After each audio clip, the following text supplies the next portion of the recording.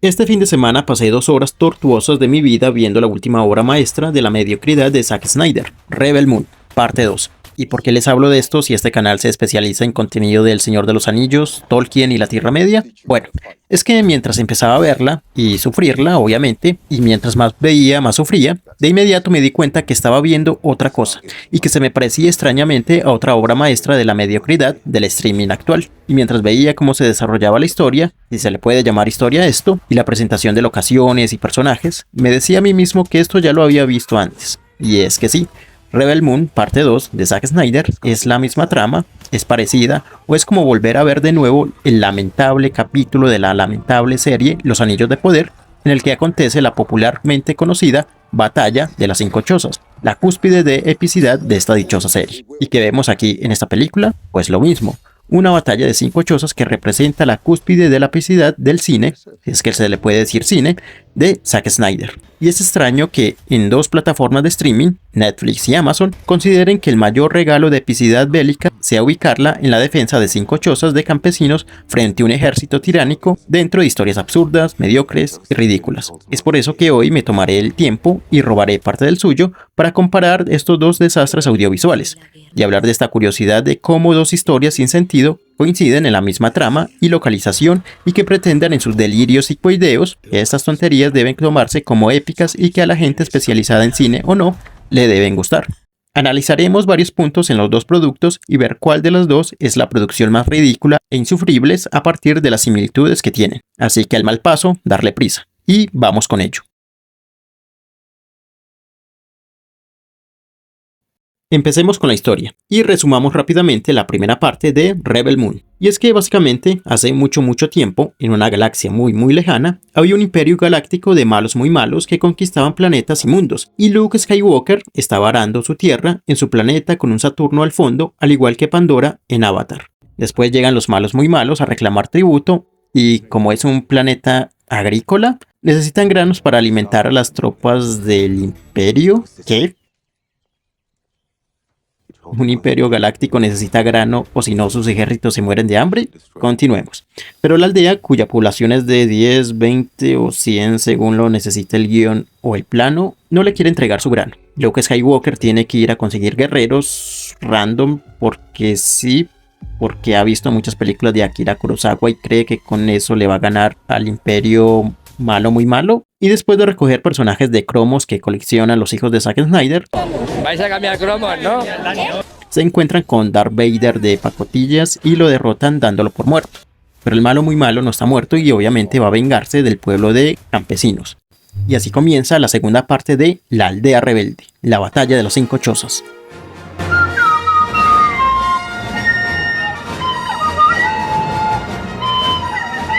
Y es que, revivido el general malo malísimo, con sed de venganza, toma su crucero imperial intergaláctico que recorre la galaxia en un día con su poder de tecnología futurista nuclear cuántica de cuerdas cosmológicas y astrofísicas y llega al planeta que tiene solo una aldea y se prepara para eliminarla, vengándose por herirlo y ponerlo en ridículo, y les va a soltar un super cañón cuántico de destrucción masiva. Y primero tienen que apuntarlo, obviamente. Dale. El técnico en direcciones de cruceros imperiales intergalácticos astrofísicos da manivela. Ok. Mientras tanto, abajo en la aldea se preparan para la batalla entre campesinos de granos contra el gran imperio intergaláctico universal cuántico de teorías de cuerdas y astrofísicos y sí, se espera que ganen. Pero ya les está cayendo un super disparo desde la atmósfera y, ok, todavía está direccionando el cañón. Y mientras tanto, debajo vemos las similitudes con la batalla de las cinco chozas de los Anillos de Poder. Tenemos a la aldea acosada por un ejército de malos. También alguien que los alienta a defenderse. Una guerrera protagonista que llega a salvarlos y que es una soldado de élite de ejércitos imperiales o élficos y que viene junto a su interés romántico. Y que incluso está el anciano que solo aparece y al final pues no hace nada. Y mientras nuestro técnico espacial de direccionamiento de cañones, sí, hace su trabajo. Ahora revisemos el argumento del por qué esta aldea alienígena será atacada y después revisaremos cuál tiene más sentido. Si el asedio espacial a estas chozas o el asedio a la aldea de los Anillos de Poder. Toda la historia del visionario Snyder se centra en que el imperio necesita grano para alimentar a sus tropas. ¿Es en serio? ¿Un imperio intergaláctico que domina cientos de planetas y viaja por el espacio a través de genitales cuánticos electrodimensionales y no puede crear alimentos? no puede sintetizar comida con otros materiales, no tiene modificación genética para alterar frutos, vegetales o animales para alimentarse. Hoy en día en el mundo real podemos crear alimentos de todo tipo en laboratorios e incluso el veganismo puede hacer pasar vegetales por carne en aspecto y sabor. Y me dicen que el imperio de malos muy malos tiene que cruzar la galaxia para ir a una luna por unos bultos de grano. ¿O acaso en los cientos de planetas de civilizaciones inteligentes de miles de especies no hay ninguno que tenga agricultura, cosechas, campesinos, aldeas o algo igual? Y que el único planeta que tiene agricultura de grano, de solo un grano, no sé, trigo, solo se encuentra en una aldea de 5 chozas en un lugar en específico del planeta y ninguna otra aldea siembra y cosecha. ¿En serio, Snyder? ¿Hasta ahí llega tu intelecto y sentido común? ¿Y qué es eso? ¿Una cascada que baja de una montaña? ¿Es en serio? ¿Nadie se ha dado cuenta de este sinsentido? Porque una cascada de ese tamaño baja del pico de una montaña. ¿De dónde viene tanta agua? ¿De dónde nace? ¿Hay un megalago en su cima? Pero es imposible, si hubiera un lago en su cima con la precipitación de esas cascadas quedaría vacío de inmediato. La única respuesta sería que ese agua es un río, pero aún así sería más absurdo, porque entonces el río debería subir y trepar la montaña y luego caer. Es en serio, cada vez que veía la aldea y en el fondo se mostraba la cascada de la montaña, no dejaba de preguntarme por ese sinsentido y cómo nadie lo notaba. Pero continuemos con el grano. Aún después de todo lo dicho anteriormente de lo incoherente del mundo espacial de Zack Snyder, seamos buenos y aceptemos que esta aldea es la única en toda la galaxia que tiene grano y que la alimentación del ejército depende de ello para comer. Entonces, ¿por qué vas a ir a la aldea a destruirla si es el banco de alimentos para tu ejército imperial mediante el cual el imperio pone sus designios? ¿Por qué vas a ir por el grano y después destruir la aldea, el planeta, la luna o lo que sea, o matar a sus habitantes y después vas a necesitar más granos para seguir alimentando a tus soldados? ¿Acaso si este planeta es la fuente de alimentos no sería el lugar más preciado de todo el imperio, incluso de la galaxia? Y estas personas no serían las más valiosas del imperio porque según Snyder no hay más agricultores en el mundo mundial del espacio espacial. Esta gente no debería estar temiendo por su existencia como lo muestra la película, en la cual ellos se deben preparar para su extinción. Deberían más bien estar tranquilos y seguros porque son la población más importante de todo el imperio. No. Snyder, parece que algo no has aprendido de Dune, que precisamente la trama de ese universo consta de eso, de si hay un planeta con un recurso valioso, se vuelve el lugar más crucial del universo. Como reza la frase de dicha historia, quien controla la especie, controla el universo. ¿Acaso algo tan obvio no lo pudiste aplicar a tu mundo infantil copia de Star Wars? De manera que todo el argumento de esta historia tonta de la luna rebelde no tiene sentido, y se cae por su propio peso, porque en lo que se basa es un absurdo, y de ahí que todo lo que vemos cae en el ridículo. En ese punto los anillos de poder tienen un poco más de sentido, pues las 5 chozas serán atacadas por una horda de orcos porque en dicha aldea se encuentra una llave para abrir el mecanismo de una presa que está en una fortaleza élfica. De ahí que los orcos liderados por el malo malísimo invaden la torre y también la aldea, y tiene más sentido el asedio que vemos en esa serie. Así que punto para los anillos de poder.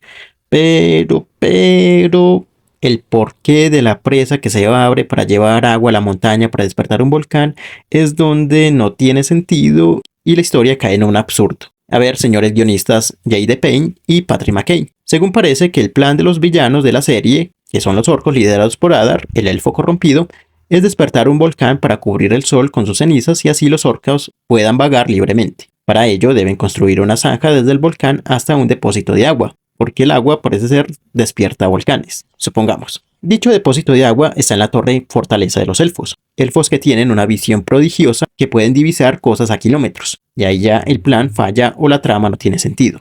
A menos que los elfos de dicha vigilancia sean tontos y convenientemente su visión no funcione, falta depositar el agua en la zanja. Curiosamente, esa fortaleza es una presa que se abre con un mecanismo de ingeniería súper avanzada de la ciencia de orcos. Pero ¿por qué está esa presa superingenieril que se abre con una llave? Se nos cuenta que esas tierras estaban gobernadas por Morgoth. Entonces Morgoth construyó esa presa, ¿pero para qué? ¿Para que algún día la abrieran y despertara el volcán? Si es así, entonces ¿por qué no había ya una zanja construida desde un inicio? ¿O por qué la presa no se construyó más cerca del volcán? ¿O por qué Morgoth no despertó el volcán antes de perder la guerra? Y ven, es un sinsentido total, que de nuevo le quita la razón de que un ejército de orcos invada una aldea. Así que no, le quitamos ese punto a los anillos de poder. Y a todas estas, ¿qué pasa con la escala épica de estas producciones? Me refiero a que todo se centra en una aldea de 5 chozas. Se habla de una luna rebelde, pero al final es solo una aldea. En toda la luna no hay más aldeas o pueblos o razas o seres habitantes con ejércitos, porque el destino de esa luna reside en esos campesinos de 5 chozas. Es igual a la aldea de los anillos de poder, en donde se nos habla de las tierras del sur. pero se nos muestra cinco chozas, como si fueran los únicos representantes de unas tierras vastas e inmensas si hacemos caso al mapa de Tolkien, y al final todo se reduce a 10 campesinos. Y así se nos quiere vender esta película y esta serie como representantes de la épica moderna. Vaya ridículo. Y hablando de los aldeanos, vayamos con la inmersión en el mundo.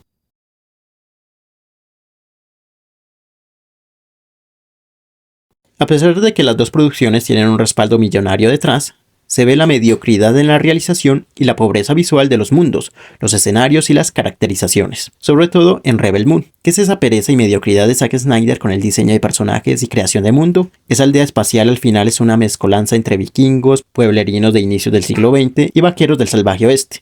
Una mezcla sin sentido por el mero hecho de no pensar unos diseños propios y originales. Porque una aldea espacial de una galaxia ficticia va a tener el vestimenta del mundo real, con boinas, camisetas y sombreros sin ningún identificativo cultural, social e histórico. Es como un niño poniendo juguetes sin contexto y porque sí. A veces cuando veía esa aldea en pantalla me sacaba por completo de la historia porque pensaba que estaba viendo una historia de vaqueros o de una aldea vikinga, etc. La película, o dicho mundo, no tiene identidad.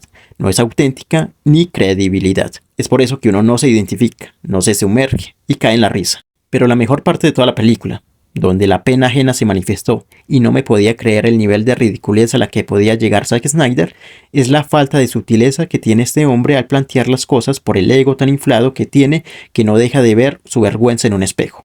Y es que su imperio malo de gente muy mala es una mezcla sin identidad de imperio galáctico de Star Wars, nazis e imperio romano.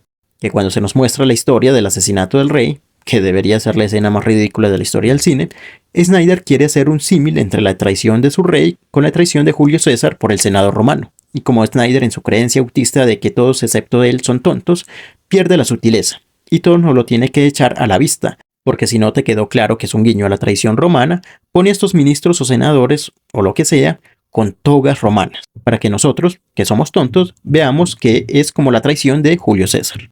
Gracias Snyder, trajiste conocimiento al mundo.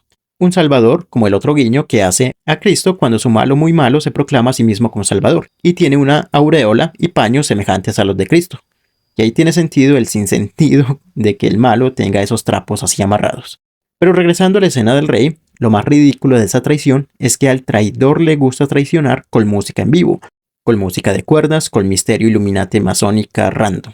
Pues tiene música de cámara para que acompañe la tensión de dicho momento, porque traicionar sin música no es traición.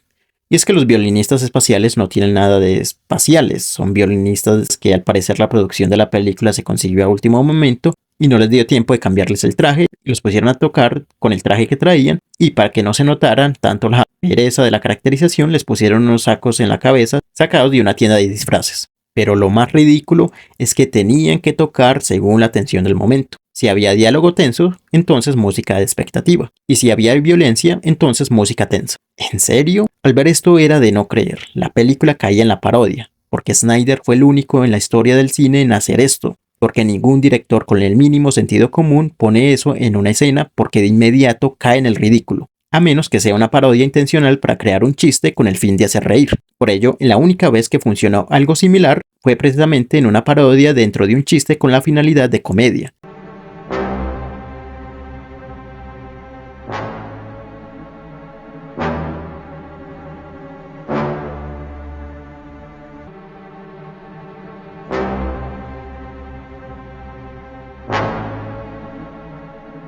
Como lo vimos en El Padre de Familia, curiosamente haciendo parodia de Star Wars. Con ustedes John Williams y la Orquesta Sinfónica de Londres.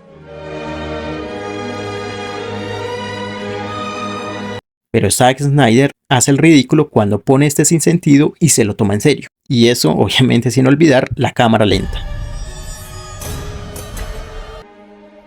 Ahora toquen el tema de Tribunal Popular.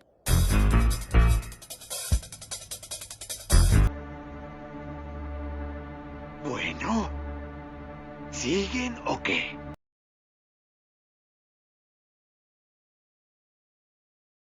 Ahora pasemos a la batalla más tonta y ridícula de la historia actual del cine que compite, como no, con la otra batalla de la aldea en la serie Los Anillos de Poder. Pero, ¿cuál batalla? Si antes nos habíamos quedado en que el crucero imperial iba a disparar un gran cañón mega explosivo de destrucción mega masiva, ¿no? Aún nuestro técnico de cañones sigue direccionando el supercañón, entonces mientras lo calibra, sí, hay tiempo para una batalla. Tenemos en Rebel Moon, como en los Anillos de Poder, dos aldeas de campesinos sin ningún conocimiento de estrategia o enfrentamiento bélico que deben hacer frente a una fuerza armada superior. Resultado lógico, que hasta un niño lo debe saber, es que resultará en una masacre por parte de un bando que tiene más número y es más fuerte. Pero no. En estas dos historias ridículas nos pretenden mostrar que los más débiles pueden ganarle a un ejército entrenado para desvivir personas por medio de la magia del guión y de la edición mal montada. En los Anillos de Poder, los campesinos deben resguardarse en la taberna o salón comunal de la aldea para resistir el ataque del enemigo. ¿Qué pasa en Rebel Moon? Lo mismo, los aldeanos se ocultan en el salón comunal. Es cierto, en la película de Zack Snyder intentan hacer cierta estrategia y parte de los aldeanos se ocultan en trincheras para sorprender al enemigo. Así que punto para Snyder. Aunque en los Anillos de Poder intentan hacer lo mismo con unos arcos, pero bueno, sigue siendo campesinos sin habilidad para el combate, por lo que es absurdo que se tenga alguna posibilidad de ganar. Pero le quitamos ese punto a Snyder porque la situación en los Anillos de Poder tiene más verosimilitud, porque en últimas los campesinos están enfrentando una fuerza que, aunque armada, va a pie, es infantería, son seres de tierra, por lo que es posible hacerle frente de alguna forma, pero no ganarle, pero sí retenerlos. El armamento de ambos bandos son armas blancas o metales filosos, por lo que algo de combate sí puede haber. Pero en un combate cuerpo a cuerpo siempre va a ganar quien esté más preparado y tenga más números, que es lo que tiene a su favor los orcos, pues los campesinos solo cuentan con herramientas de campo y la fe de que Diosito Ilúvatar los salve, porque ni siquiera el elfo, que es el más fuerte, puede con un solo orco. Pero es más absurdo y ridículo en el caso de Snyder, porque hablamos de un enfrentamiento entre campesinos sin entrenamiento de batalla, y no cuenta unas horas de pelea contra hombres de paja, contra un imperio galáctico hipercuántico de teoría de cuerdas que viaja por genitales espaciales, con cruceros imperiales, naves de asalto y rayos láser. Por lo que es absurdo hablar de una batalla entre aldeanos vikingos del viejo oeste contra naves espaciales que poseen contingentes de escuadrones entrenados para desvivir, armamento de fuego y tanques pesados que disparan láseres. ¿En qué cabeza cuerda o infantil cabe que habrá una batalla entre estos dos bandos? Tan siquiera una sola nave puede destruir las 5 chozas en 5 minutos y fin de la película. Por lo que sí, Snyder tiene que usar mucho más, en comparación a los Anillos de Poder, de la vieja confiable del escritor mediocre de la magia del guión y del montaje arbitrario, como vamos a ver. Del crucero imperial parten varias naves militares con armamento y repletas de soldados. Aunque los aldeanos estén armados con algunas armas de fuego, siguen siendo campesinos sin experiencia en la guerra, enfrentados contra escuadrones que han pasado toda su vida entrenando para la batalla. No hay forma de ganar, que de hecho cuando se presentan los dos bandos, la prota se da cuenta de ello. Pero no, el guión de Zack Snyder tiene otros planes que obviamente están lejos de ser coherentes. La pelea inicia y los soldados imperiales avanzan con sus armas dispuestos a arrasar, mientras que en el salón comunal están los aldeanos siendo protegidos por la guerrera de espadas. A ver, si es un enfrentamiento con armas blancas, te entendería, pero es con armas de fuego. ¿De qué van a servir armas filosas? Después nos damos cuenta que, así lleven hachas comunes, les pueden ganar a soldados con armas de fuego. Pero cuando los malos malísimos llegan al salón comunal, convenientemente llevan la espada. Y claro, es una conveniencia de que el personaje con espada se enfrente con soldados también con armas filosas para que ella les pueda ganar a todos. Y no, ni siquiera puede contra 3 y al final le ganan y hasta un niño con una navaja la tiene que salvar. ¿En serio? Esto es lamentable. Pero afuera, mientras siguen hordas y hordas de soldados con armas de rayos láser, por obra de la hechicería ancestral del guión, nuestros héroes van ganando. ¿Y por qué? Porque la batalla no es entre los aldeanos y los soldados imperiales, sino más bien parece que la batalla es entre los malos contra un ejército de moscas que rodean a nuestros guerreros. Pues cómo explicar que cuando nuestros personajes avanzan, los disparos le pasan por los lados, incluso a metros de ellos. Mi teoría es que en realidad los soldados imperiales estaban luchando contra una raza alienígena invisible que acompañaba a nuestros héroes. Porque ¿cómo explicar que ellos disparen a los lados, en todas direcciones menos a nuestros héroes que van de frente hacia ellos, sin ninguna protección y que al final no tengan ningún rasguño? No, los soldados imperiales no tenían orden de disparar contra los protas, sino contra una raza alienígena invisible, porque al final cuando nuestros héroes avanzan unos metros más, ya todos los escuadrones están derrotados. ¿Pero cuándo pasó esto? Lo digo, fue la raza alienígena invisible que les ganó. Es tan ridículo y evidente la tontería esta que hasta los personajes miran al frente y por un segundo no se creen que les haya ganado. Y es la forma en cómo el guión mediocre no sabe resolver una batalla imposible de ganar. Y es que el triunfo sucede fuera de cámara. Un recurso también usado en la lamentable batalla de las 5 chozas de Los Anillos de Poder. Pues en un plano estaban luchando y al siguiente, inexplicablemente, ya habían ganado, alzando sus palas al cielo en señal de triunfo. Pero, ¿qué pasó con nuestra protagonista y el supercañón que iba a disparar nuestro diligente técnico de cañones? Pues nada, porque la manivela que direcciona un cañón cuántico super avanzado es tan lenta que necesita 2 o 3 películas para alcanzar su objetivo, y mientras tanto nuestra prota se infiltró en el crucero espacial al buen estilo de George Lucas, un recurso ya clásico en Star Wars y que se usó en varias películas de esta saga, las cuales parecen que fueron vistas por nuestra guerrera que deja marcas, y quiso imitar la estrategia infiltrándose dentro del crucero para destruir su núcleo. Y al buen estilo del episodio 4 de Star Wars, nuestros héroes se dirigen a la nave enemiga, se dejan llevar por el tractor de la nave principal, ¿Por qué seguimos acercándonos? Nos han atrapado en un campo de tracción. se disfrazan con trajes de los soldados enemigos y uno de ellos se dirige al centro de poder de la nave para destruir su núcleo cuántico electrodimensional que hace que la nave viaje a través de genitales espaciales y, sí, funciona a base de carbón. Y que convenientemente el centro de poder de la nave no es cuidado por nadie y cualquiera puede infiltrarse para sabotearlo.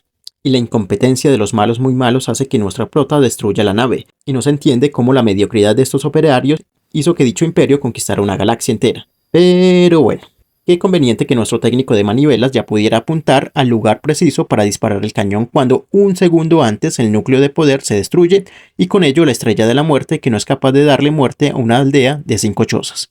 Y con ello se acaba esta historia de pacotillas en las que nos enseñan cómo una aldea de campesinos derrota un crucero espacial con la ayuda de un guión incompetente, de una edición mal montada, de extraterrestres invisibles que impiden que los malos apunten sus objetivos o que al menos disparen, etcétera, etcétera, etcétera. Después de 2 horas de película donde no se contó nada porque todo era sucesión de imágenes de cromos vacíos, pensé que todo había terminado, pero al final Zack Snyder no, él no había terminado y deja todo abierto para continuar con una tercera parte de tortura audiovisual. Y allí mismo, yo estaba así, destilando espuma y sufriendo una embolia cerebral.